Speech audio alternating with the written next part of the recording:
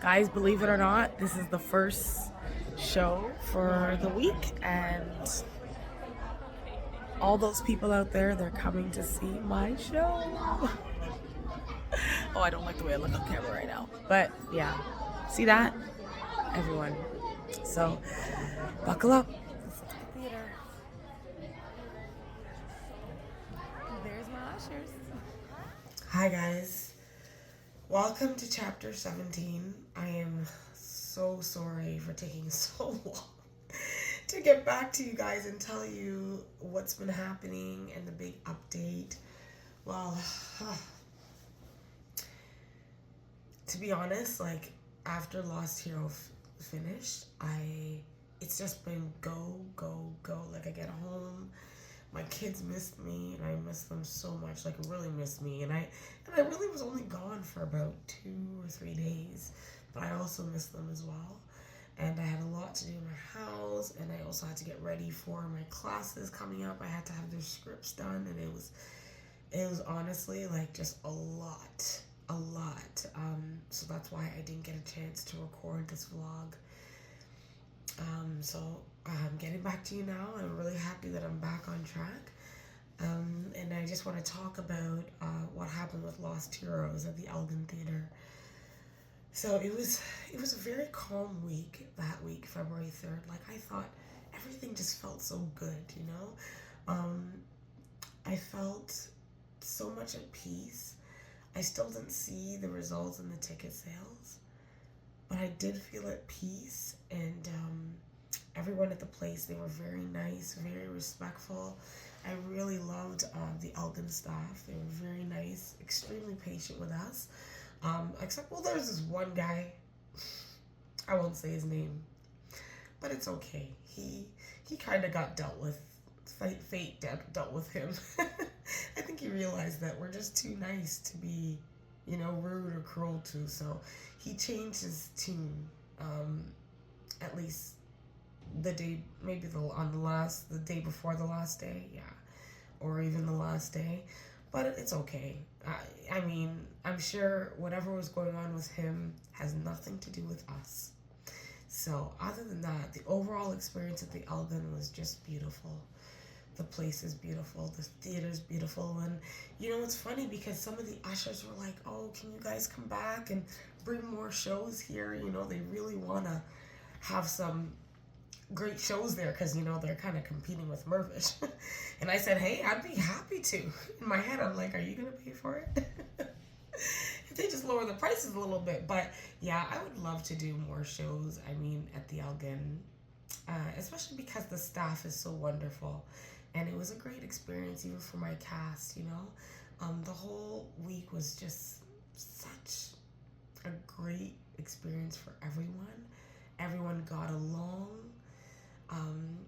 And it was just, if you go to our Lost Heroes account, our Lost Heroes musical TikTok account, or even our Instagram account, you'll be able to see all the great stuff that we've been doing and all the fun that they had and all the bonding they had, and I'm really gonna miss them. Until next year, right? As for the show went extremely well, like in regards to what was on stage. We had a few sound issues where sometimes the mic wasn't on right away, or that something happened with the backdrop where it was going off and on, but it wasn't enough to detour people from the way they felt about the show. I had people come out in tears, and bawling, like crying about how touching it was for them, and that touched me as well because I wanted to have that kind of effect on everyone, So I was really happy about that. And there was others that were just really overjoyed. They were so happy, and they said, oh, Linka, just keep going. The numbers may not have been here, but just keep going. And, they just really encouraged me, which is great. I even had some professional critics do some critiques on us. And, I went over the critiques, and some of them, it was fine. Like, they did say it was a good show, some of the critics, and I know they had some minor adjustments that they would make, and those minor things are really easily fixed. Sometimes when the girls switch characters, I guess their dresses from the other characters were showing. But the whole point of it was for people to understand when I put the jackets on, that the jackets meant they were the modern girls and not the girls back in the 1800s. If you watch it, you'll understand what I mean, because it was kind of like a past and present thing that I did in explaining Richard Pierpoint's journey and the Oral Methodist Episcopal the African Oral Methodist Episcopal Church. I also had another critic say something. He said that I had white choir members portraying the roles of black parishioners. I still have yet to write him and tell him, actually that wasn't who they were. Maybe you should ask me first before you write that in an article. The white chorale members, there are white and black chorale members, and most of them were white, and that's for a reason. In the African Oral Methodist Episcopal Church, if you were to go and watch their ceremony that I try to portray at the end, they did a ceremony celebrating 200 years of freedom. And if you go and watch that on YouTube, the whole choir was white. So, even me inserting black people in there was fibbing it a little bit, because that's not even the case. Yes, it was a black speaker, but the choir was white. So go back and check that. If you're watching it, that critic, I don't remember his name, go back and check that, because that's why I did it. So next time it'll be nice if you just ask me first, but it's okay. I just maybe I gotta figure out how to portray it more, or maybe put it in the description so people understand why, because I've had a few questions on that. How come the choir's white? How come the choir's white? Well, they're white because, right? Yeah, and also when auditioning, it's very hard to find black performers. Like, that was the hardest thing. You can always find white performers, but black performers or even other nationalities, it's almost extremely hard to find. I don't know if they just don't want to do it or they're not going to audition. I don't know, but there's a lot of talented, diversified people, but I'd like to see them more, in the theater world. So anyways, back to the show. I mean, it was the only thing, of course, everything was beautiful. Of course, I didn't get the numbers that I had hoped. I know. My daughter came one of the nights, and I think afterwards, she's told me she was just crying so hard. I felt so bad, only because she said, "Mom, you work so hard. You work so hard on this show."